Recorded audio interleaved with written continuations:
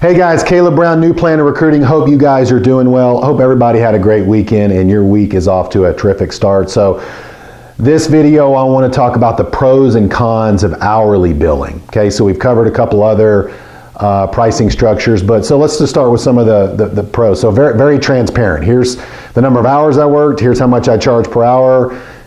All right, it's laid out there. It's set up front. No surprises. It coincides with a lot of other established professions like law and accounting, so I think people get it.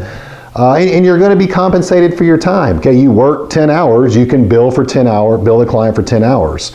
Whereas a flat fee or some of the other ones, maybe you, I thought it was only going to take 10, it took 12, I'm not getting compensated for those.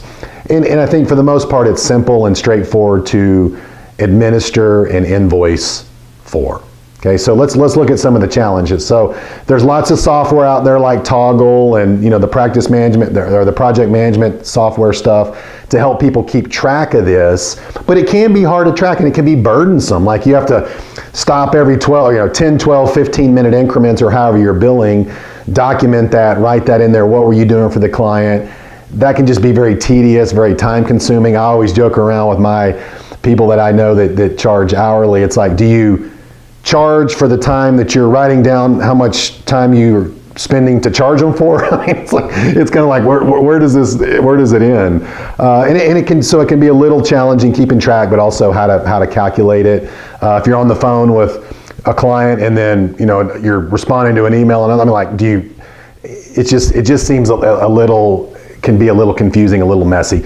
Lots of firms have done this. Lots of people have success, have built great big businesses, lots of revenue doing this hourly piece, so it can work.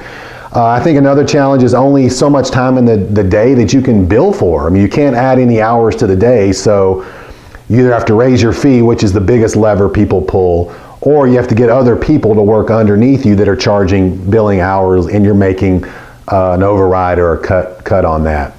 I know when I was a full-time practitioner, I didn't charge hourly for really the primary reason of I wanted to be very proactive. I wanted my clients calling me for everything. So even if they were looking at getting a new water heater or a new air conditioner, or they had a question about something they saw on TV, or Jim Cramer said something, I wanted them to be able to pick up the phone and call me proactively, not be worried about like, are we going to get an invoice? Are we going to get a bill? The meter's running with Caleb and I don't, it's just a small question. I wanted them coming to me with everything, and I just thought that's my personal opinion, thought it prohibited that. So a lot of other financial planners would probably disagree, but hey, remember, it doesn't matter how you charge, okay? And a lot of times the client doesn't care, just as long as they're getting value and you're getting paid what you're worth.